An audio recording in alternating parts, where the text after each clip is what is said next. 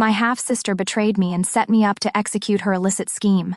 When the Senate played the USB evidence I held, she faced the worst sentence. My name is Camille Hartley. I was a cyber intelligence officer who served 22 years in the U.S. Department of Defense. I went through top-secret missions and operated in dark data zones most of the world will never know about. But no one ever taught me how to survive when it's your own family who turns against you. That day, I wore my uniform to a nationally televised hearing, and the person standing across from me, publicly accusing me of being a national security threat, was my half-sister, Sloan Whitaker, who was running for Senate.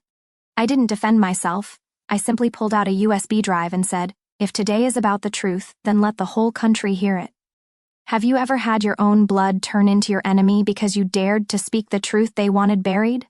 If this story makes you feel something, hit like, leave a comment, and subscribe to the channel so I can tell you more about the things they never wanted anyone to know. I was born and raised in a family where honor was measured in medals. My father, General Harold Hartley, once carried 2 stars on his shoulders and had a single motto hanging in the center of his office: "One needs to know what you do, only that you did right." I understood that very early. When I was 10, my mother died of pancreatic cancer, a quiet, creeping illness. And like everything else in that house, pain was meant to happen in silence. She never complained, never left behind a journal, only a folded silk handkerchief tucked in the last drawer, embroidered with the words, "Camille, don't let others decide how you'll be remembered." Less than a year later, Evelyn appeared. She was beautiful, graceful, spoke softly, and carried herself like a prepared speech. I didn't hate Evelyn. Honestly, I thought she helped my father feel like life was still in order after the loss. But I never felt like she saw me as a daughter. I was the shadow of a woman who came before, and that shadow was too silent to fight back. Sloan was born when I was 13. I still remember my father standing by the hospital window, hands in his pockets, staring into the rain as he said to me, "This girl will be what your mother wanted for you.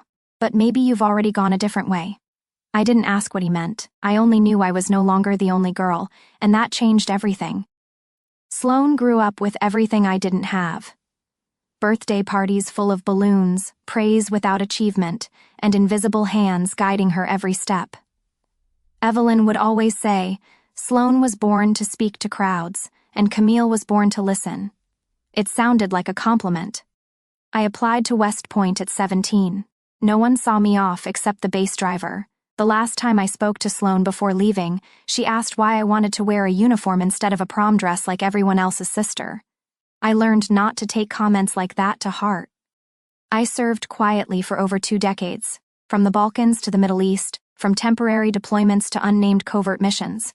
I wasn't in the news. I didn't come home for Thanksgiving. I never posted on Facebook. But I sent money back home regularly until the day my father said, "No need anymore. The family's doing fine." And by fine, he meant Sloan had graduated from an Ivy League school, landed a job in a senator's office, and was dating a businessman who'd made the cover of Forbes under 40. The only time the whole family gathered in the past 10 years was at my father's funeral. I remember that afternoon vividly. The funeral home in Alexandria was filled with men in uniform and elegantly dressed women in black.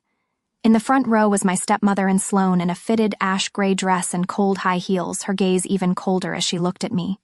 "You made it. He was my father."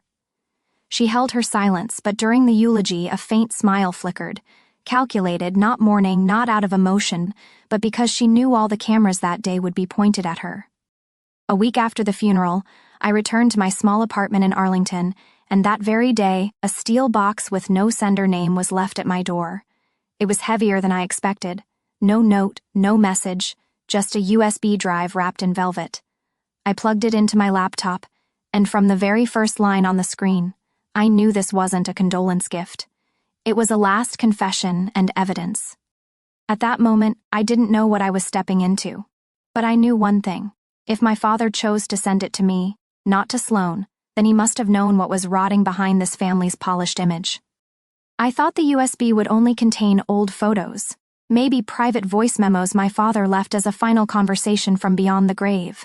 But when the screen loaded a multi-layered encryption interface, the kind used in internal government networks, my heartbeat slowed, as if my body already sensed what my mind hadn't yet named. It took more than 2 minutes to decrypt. In cyber intelligence, 2 minutes isn't long, but it's never random. My father wanted to be sure that whoever opened it was someone he trusted to have the patience and the skill. I nearly held my breath as the first video file appeared. A fixed camera recording, high definition, no logos, no timestamps. The room was a wide windowless office. Ceiling lights cast sharp definition on the faces at the conference table. I recognized my sister instantly. Sloane Whitaker in a pearl gray blazer, neatly tied brown hair, thin glasses. She was seated across from a man in a dark navy suit. No badge, no name tag, but to me, someone who had analyzed nonverbal behavior for nearly 20 years, it was obvious. He wasn't a politician. He was a handler. The kind who lets others face the cameras while he manages the data stream behind them. He introduced himself with a short name, Brandon Kellis. I'd never seen him in person, but that name had appeared in an internal 2014 report about private companies involved in operating the national energy data systems. That report was quietly shut down. Reason, insufficient evidence. His voice was low and firm. We need Level 3 access to the veteran security system. The initial data packet will be processed as technical assistance, but after that you'll need to ensure your people in Congress don't raise questions when the surplus budget moves through. Sloane nodded expressionless. I have only one request. No one mentions my name outside this room. Camille is asked. She believes in the military oath more than the law itself. She won't suspect anything unless someone leaves a stupid trail. I didn't blink through the entire video, over 14 minutes long. No threats, no money exchanged, everything disguised in the language of administration and technical support. But as someone who had decoded hundreds of intercepted messages in gray zone operations, I knew every part of that video was real and far more dangerous than I expected. When I opened the folder titled Recommended Support List, I saw over 80 names. Most were veterans, some alive, some fallen, and then I stopped at the 27th name, Jacob Everett. I almost couldn't bring myself to click on his file. I remembered Jacob, the young soldier from Georgia who insisted on carrying his guitar into conflict zones because music keeps us from turning to stone. I had thought I protected him by pulling him out of a deployment near the Deir ez-Zor border. He returned home safe, I told myself. At least one won't be swallowed. And now his name appeared on a list of those receiving psychological therapy, funded by the Eastern Veterans Recovery Fund, a fund that, according to the attached data, was sponsored by Kellis Strategies. I opened the file attached to Jacob's record. There was a medical evaluation, a VA file number, even a digital signature, but one detail didn't add up. Jacob's digital signature was the old version used before 2017. And I knew for a fact Jacob had updated his profile in 2020 after a car accident injured his right hand. He could no longer sign the same way. The signature was fake.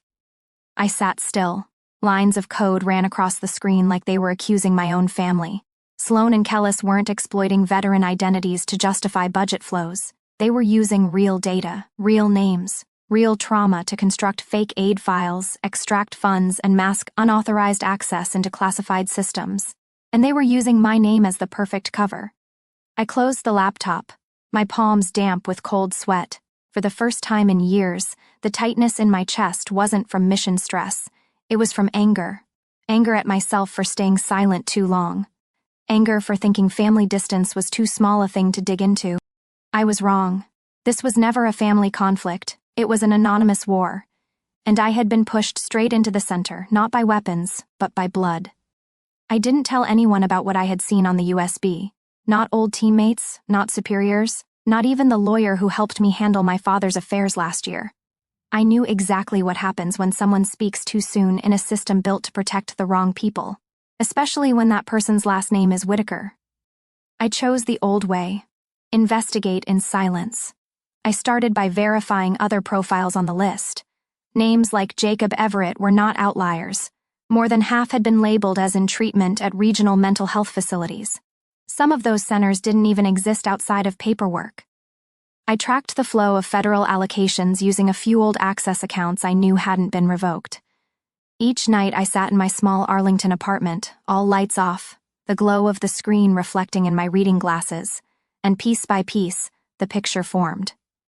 Fake aid funds were being broken into microtransactions to stay below audit thresholds, funneled through auxiliary veteran grants, then laundered through so-called tech programs, the programs competing with costing billions of dollars, all of which traced back to Kellis Strategies.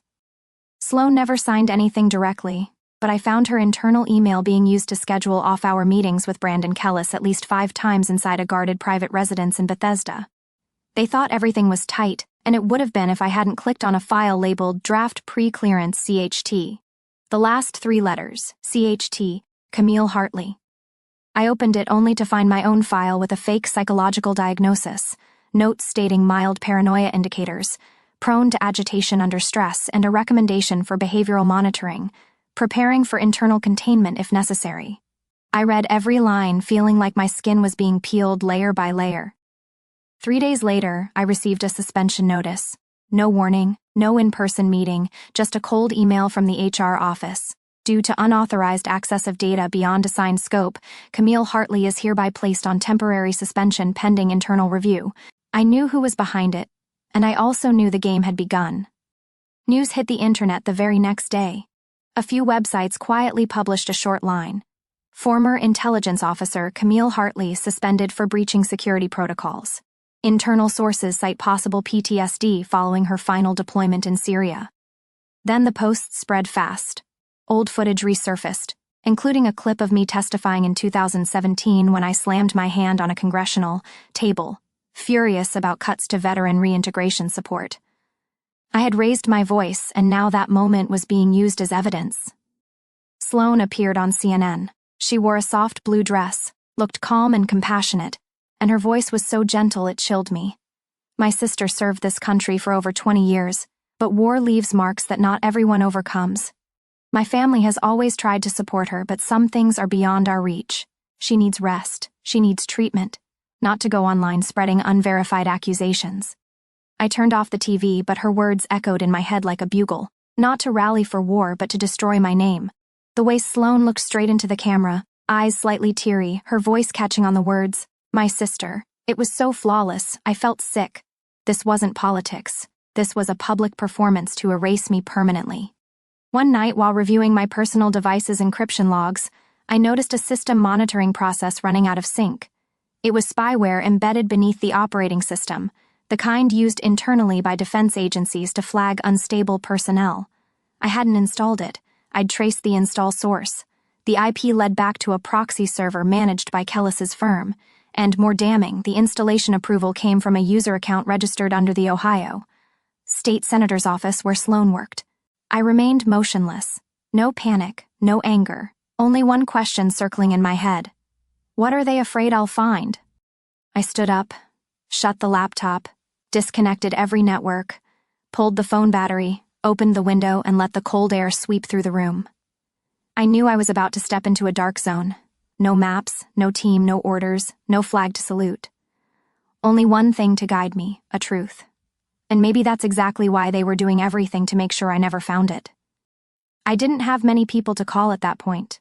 Most of the people I'd worked with had moved on into teaching, retirement, or silence. But there was still Travis Monroe. Travis and I used to work together at Ramstein back when I was in charge of assessing cybersecurity systems for U.S. bases across Europe. He was a special technical advisor from the Pentagon at the time. Quiet, half-smiling, and never used public Wi-Fi. If there was anyone both capable and trustworthy enough to help me stay off the radar, it was Travis. I used a temporary satellite phone I always kept inside the first aid kit and sent a message with only 3 words. Need to talk. 2 hours later, I got a reply encrypted with the custom cipher we had used during a joint op back in 2012. Cabin, Lakeview, Tuesday. No devices. I arrived on time. The cabin was deep in the Virginia woods near a lake, old but clean. Travis was already there holding a thermos, giving me a look that was half serious, half sarcastic. I haven't seen you in a while. Thought you'd settle down with the civilized folks. I shrugged.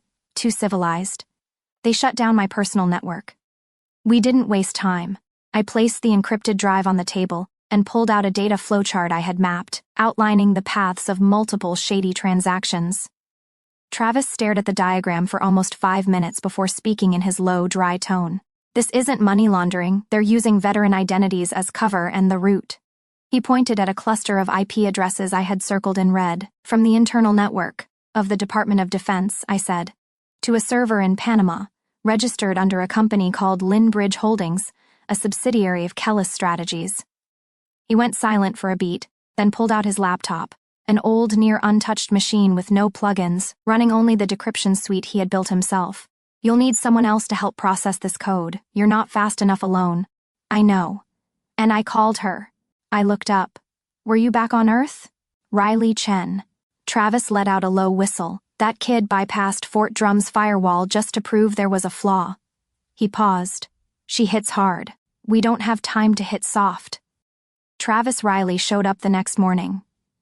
She looked almost exactly the same as the day she got blacklisted from government systems. Black hair tied high, gray hoodie, and always clicking a ballpoint pen like she was encrypting thoughts. Camille. She grinned. Part respect, part challenge. Thought you disappeared for good. I tried, I said, handing her the drive. The three of us sat around the wooden cabin table like a strange wartime decryption unit. Except instead of military maps, we were staring down lines of code crossing borders, stolen identities, and government-level access codes being exploited. Riley typed quickly, the screen's glow bouncing off her cheekbones. Damn. You know what? Someone used your level 3 clearance to validate access across 3 systems, VA, DoD, and even VHA. I held in a breath, which means they're tunneling through using your credentials. You're the shell, Riley looked up. They're impersonating you to unlock entire partitions of data without raising alarms. And you're the only one who can't explain any of it, Travis added slowly, because they already slapped you with a PTSD tag and revoked all your access. I looked down at my hands. My fingers trembled slightly, not from fear but from rage. Riley kept working. 2 hours later, she paused and her face darkened. You want the worst part? Say it. In the last log entry, there's a data packet that was decrypted and exported under the title Federal Air Defense Emergency Response System. It was sent out at 2 a.m. 1 week ago, and she stopped turning the screen toward me. The recipient IP is tied to a cybersecurity firm in Zurich, the same firm that was once investigated for involvement in the 2016 cyber attack. But there wasn't enough proof. Travis shook his head. This isn't financial fraud anymore, Camille. This is unlocking the U.S. defense systems for a foreign entity, and they're using me as the access key, I said. If we don't stop it, Travis added, next time it won't be fake aid files. It might be military mobilization, or shutting down the entire national infrastructure. And what was at stake wasn't my reputation anymore. It was the survival of a system I once swore to protect, even if that meant standing against my own blood. I don't know why I chose that particular afternoon to go. The sky was a dull gray. The first chill of autumn hung in the air, not cold enough to shiver, but not warm enough to breathe easy. Evelyn's house, the one I had grown up in, looked different from the outside now, not because of fresh paint or the neatly trimmed vines, but because I no longer saw it through the eyes of a child. I showed up unannounced and pressed the bell. She answered after the third ring, still Evelyn as I remembered her, hair neatly brushed, soft beige cashmere sweater, an expressionless face that never lacked polish. The way she looked at me, she wasn't unfriendly, nor was she welcoming, only the kind of polite fatigue worn like a pressed blouse. Camille, she said, like greeting an old colleague. Come in. I stepped through the doorway, my chest tightening as I passed the old photo of my father hanging on the wall, the one of him in uniform, standing between me and Sloane, each of us on his side, his eyes not looking at the camera, but at me. I still remembered the day that photo was taken. I didn't want to smile. Sloane smiled brightly. The living room hadn't changed. Warm yellow lights, a silent wall-mount fireplace, and the same brown leather armchair where my father used to read the Saturday paper. You know why I'm here, I said as Evelyn poured the tea. She didn't answer right away. She set the pot down, opened the drawer beside the fireplace cabinet, and pulled out a neatly clipped folder. She placed it on the table in front of me. I figured the time would come when you'd ask. I stared at the folder's cover. I didn't have to open it to know legal paperwork. I opened it anyway, just as I thought. Full share transfer agreement. Hartley Security Systems, signed by Harold M. Hartley. Recipient Sloane Whitaker. 8. 1 month before his death. My father never said a word to me about this. Evelyn clasped her hands. He didn't want you dragged into it. Didn't want me dragged into it.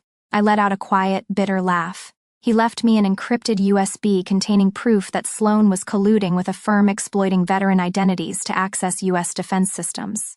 And you think that's how he was protecting me? He didn't know the details, Evelyn replied, eyes avoiding mine. He only saw she was getting too deep into politics, and he thought if you found out you'd do something irreversible. Well, he was right, I whispered. I am. Evelyn said. I turned to the final page. A loose sheet of paper handwritten. I recognized the handwriting instantly, bold, slightly slanted, each stroke firm like his voice had been. If you're reading this, then it's time to choose between silence and honor. Just one line. I don't understand. Why would he sign over the entire company to Sloan if he suspected her? Evelyn exhaled slowly, her voice dropping to something close to a confession.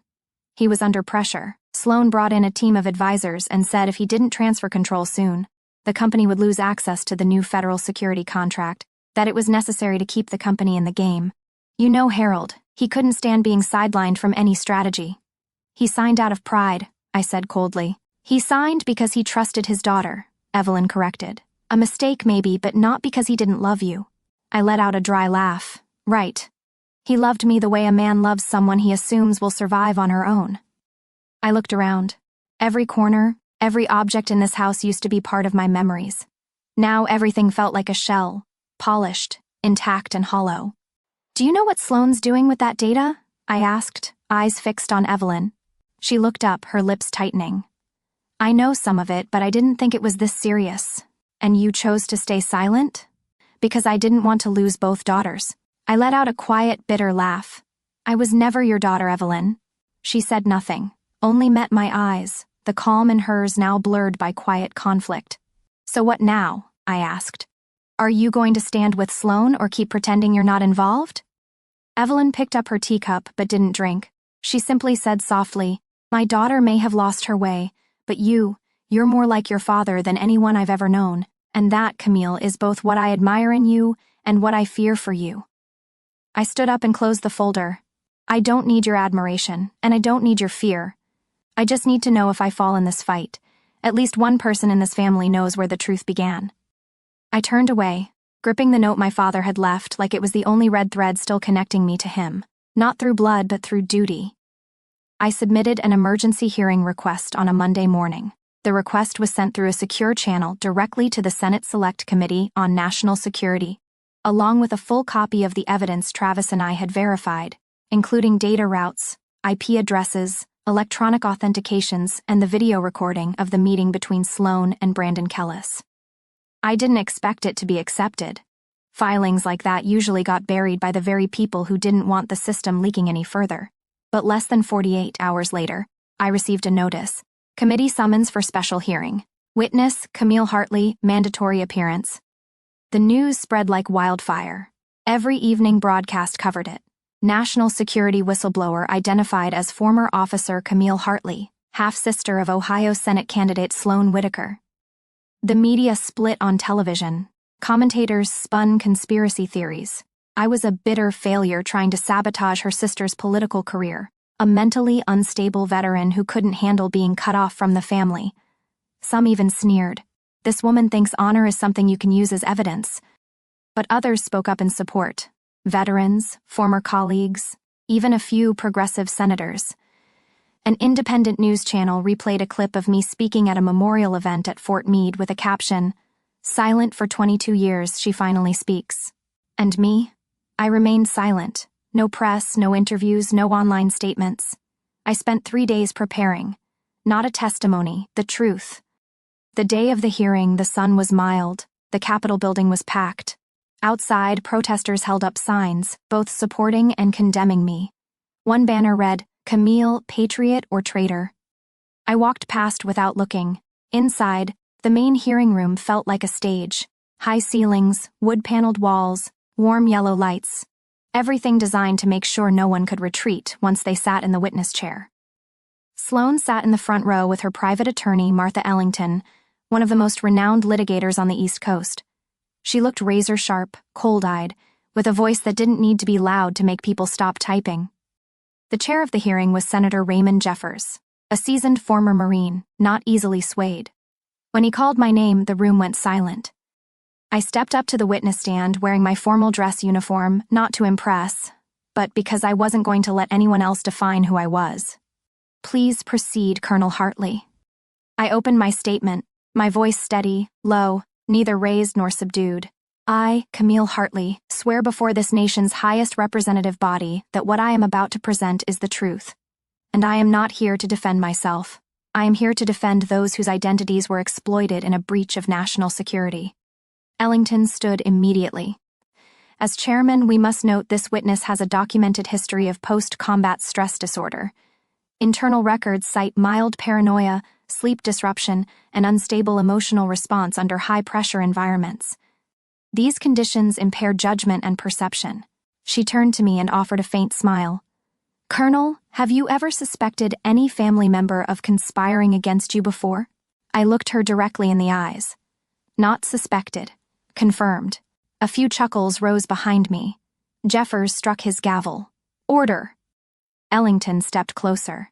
So, you're saying that one of the Senate's most promising candidates, Sloan Whitaker, manipulated veteran data, transferred information to foreign entities, and orchestrated a national security breach based on what? An anonymous video. I pulled a USB from my folder. Anonymous, recorded, stored, and sent to me by my father 1 week after his death. Jeffers motioned to the tech officer. The large screen behind him lit up. I stood tall, eyes locked on Sloan. The video played. Every word, every glance, every gesture between her and Brandon Kellis during that closed-door meeting. I have only one request. No one mentions my name outside this room. Camille. She believes in the military oath more than the law itself. The hearing room was silent. I looked up as the camera landed on Sloan. She didn't flinch. No rage, no rebuttal, only the absence of color in her face. I continued presenting verified evidence. Geolocation data, transaction flow extractions, identities of the veterans used, access timestamps, and server addresses. Each data point came with a real name, a real person. Mr. Chairman, I concluded, they used my badge, my clearance, my reputation as their shield. But they forgot one thing. I can't stay silent forever. Jeffers nodded, eyes narrowed like he was sighting down a rifle. Thank you, Colonel Hartley. We'll forward the materials to the Department of Justice and Federal Security for further action. I didn't look at Sloan again as I stepped away from the stand. I could only feel the cold radiating from where she sat, like a thin crack spreading beneath the glossy surface of something that once seemed flawless.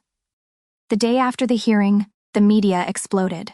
Brandon Kellis, CEO of security firm Kellis Strategies, arrested at Dulles Airport while attempting to board a flight to Zurich. Images of him in handcuffs, head down, wrinkled shirt under a thin coat, played on repeat for the next 48 hours. The face, once hidden in technical reports, now flooded every screen. No more shadows to disappear into backstage. I watched it all from the small kitchen TV in Travis's old house where I was staying for a few days to avoid the press camped outside my apartment. Riley sat beside me eating dry cereal from a bowl in one hand, still typing with the other. Should have nabbed him 2 years ago, she muttered, eyes glued to the screen. I don't think the system wanted to look that closely back then, I replied. Not until it cracked. She glanced at me. You were the crack. Sloan hadn't been arrested.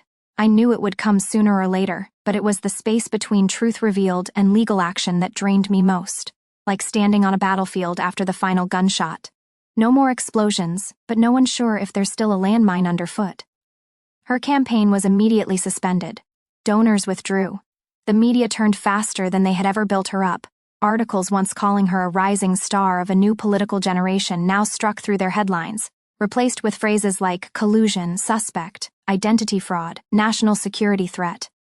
I knew Sloan was watching. She always controlled the flow of information. Even when everything collapsed, a text message came in at 2:17 a.m., just one line. You won this time, but stand by you next time. No greeting, no name. I stared at the words on my phone for a long time. My fingers hovered over the keyboard, thinking of a reply, and then deleted it. I understood. She didn't need an answer. She wanted me to know. I'd taken the one thing she couldn't stand to lose, control. And in Sloan's world, losing control was worse than prison. I put the phone down. Evelyn, as always, chose to appear in front of a camera rather than face me in person. She gave a short interview with a local reporter. Clean, bright backdrop. Cream cardigan, hair pinned neatly as if this was both tragedy and an opportunity to showcase composure. "We respect the investigation process and trust the law to do its job," she said. When asked about me, she replied, "She is someone with a history of service and of trauma, but with everything happening now, I no longer maintain any personal connection with her." I listened to those words in the quiet of the room, air purifier humming behind me. Travis stood by the stove, quietly pouring coffee. Neither of us needed to say anything. We both understood. I pulled my father's handwritten note from my pocket. It was worn now, the edges folded thin. "If you're reading this then, it's time to choose between silence and honor." I used to think he wrote it to test me, but now I think he wrote it because he knew in the end I would be alone and he wanted to make sure my hand wouldn't shake when it happened. 3 days later, I received an email from an anonymous address. No subject line, one attachment, a copy of an internal document, an order for the temporary detention of Sloan Whitaker for federal investigation. No signature, but at the bottom, a handwritten note. "You're not alone, Colonel." I read it again and again. It could have been Travis, could have been Riley, could have been someone I'll never meet. But that didn't matter anymore. I didn't return to the military. Not because I was angry, not because they wouldn't have me. The truth is they would. After the hearing, I got a call from Brigadier General Mallister, my direct superior for nearly 8 years. There was no apology. There didn't need to be. All he said was, "Hartley, you did what no one else had the guts to do. If you want back in, I've got a spot waiting." I was quiet for a moment, then replied softly, "Sir, I don't want to fight in the dark anymore. I want to turn on the light." There was no surprise in his voice. "Only one final thing then. Light it up, Hartley." We founded Silent Trace on an October afternoon in a small rented office above an old auto shop in Fairfax. The sign was simple. A metal plate with engraved letters, no logo, no slogan. We needed the right people to find us. Travis handled technical analysis. Riley built the data filters. I wrote letters to every veteran whose identity had been stolen by hand, line by line. We had no major funding, no spotlight, no support from above. Only a table worn by time, 3 tired machines, and a vow that needed no words. If you were once forgotten by the system, someone would still look back for you. A week after our quiet opening, I received a handwritten letter from Jacob Everett. The sender name was written in that familiar slanted script. I recognized it instantly. I'd seen him write lyrics, by flashlight during night watch, strumming his guitar beside a supply crate. Mumbling, slanted writing feels sadder, don't you think? I opened the letter slowly, my chest heavy as I read the first line. "Camille, I don't know where to begin. I used to think the system abandoned me after service. No email, no check-in, no explanation when my file got suspended out of nowhere. Then I got a call from the VA saying I'd been approved for level 4 PTSD treatment benefits. Funny thing is, I never applied. I knew something was wrong, but I also knew I was too small to fight it." I paused, tasting the bitterness in my throat, until I saw you in uniform, standing on camera, not bowing your head. I cried because, for the first time, I heard my name spoken by someone who wasn't trying to exploit it. I used to think my name had been erased from the system, but then I saw you stand for people like me. No fancy words, no praise. And it turned out being called by your real name in a place no one expects justice might be the one thing that keeps someone from giving up. That night, Travis got home late, and Riley fell asleep on the small sofa beside the humming server. I stayed alone in the narrow room, the screen blinking softly like a steady breath. I placed Jacob's letter in a small wooden box next to my father's note and the original draft of my hearing request. 3 priceless things, not for their legal weight, but for what they marked. Choices made. In a world where everything can be staged, sold, or rewritten, maybe silence at the right moment and a voice in the right place are the only things that can't be faked. The minutes blurred. I remained in place, unmoving, letting the stillness say what I couldn't. I wasn't writing or typing or planning the next move. I was simply still, at peace, not because I'd won, but because I no longer had to pretend I didn't see. I turned off my phone at 9:12 p.m. I didn't want any sound cutting through that moment. The light in the room wasn't strong enough to show my reflection clearly in the mirror, but enough to see my hand. The same hand I once placed over my heart to take the oath. The same hand I had to clench to keep from shaking when I stood alone before a nation. The room was so quiet I could hear the desk lamp ticking from the heat. A breeze slipped through the not-quite-closed window. On the corner of the desk, Jacob's letter rested beside my father's note. Everything was there. No audience needed. I used to think war ended when I left the battlefield. When I walked away from sand-covered roads, sudden gunfire, and names etched in granite, never to be called again. But no one taught me. Some battlefields don't echo with gunshots. In over 2 decades of service, I never had to choose between loyalty to my country and keeping peace in my family. But this time, I couldn't have both. Someone once asked me if I regretted exposing Sloan. I didn't answer right away because I knew in this world the truth doesn't always get applause. Most of the time it gets dismissed for being inconvenient, for disrupting the carefully arranged order people build so they can sleep at night. Sloan once had everything: image, power, support, and me. I had only the quiet that comes from someone who's seen the worst of what humans can do to one another, and still chooses to believe in what's right. A week later, I received a letter from someone I didn't know. It came through regular mail, handwritten envelope, bold, slanted script. Laura B., Nebraska. She wrote, "My husband passed away last year due to PTSD complications. He used to say the most painful part wasn't the nightmares. It was feeling like his name no longer meant anything in the system he once served. When I saw you read out the names of those whose identities were stolen and his name was among them, I cried. For the first time, I felt like he was called again. Not to be used, but to be remembered. Thank you for saying their names right, even if only once." I read that letter by the window, a light breeze pulling in the scent of old wood and early winter air. I folded it carefully and placed it beside Jacob's letter, not as a trophy but as a reminder that I hadn't strayed from why I started. That evening, Travis handed me a draft of our new project, a system to detect early signs of identity fraud in veterans' healthcare centers. Riley was testing an AI model she jokingly called the Data Whisperer, because it learned how to spot anomalies using what she called data intuition. I watched them work quietly. It had been a long time since I'd seen a form of fighting that didn't involve weapons, a form of protection that didn't need walls, and a form of patriotism that didn't ask for medals. The stillness in that room wasn't empty. It was like standing on the edge between survival and surrender and realizing you've made it through. Not gloriously, not loudly, but whole. And sometimes that's enough. I still remember how it felt standing at that witness stand. Not fear, but a strange kind of quiet, like everything inside me had reached the end of its endurance. But what kept me going wasn't anger or even a need to clear my name. It was knowing if I didn't speak that day, how many others would go on being treated like names no one bothers to read. Maybe all of us at some point face a choice. Stay silent to preserve the appearance of peace or step out of the safety zone to hold on to what's right, even if we're the only one left who believes in it.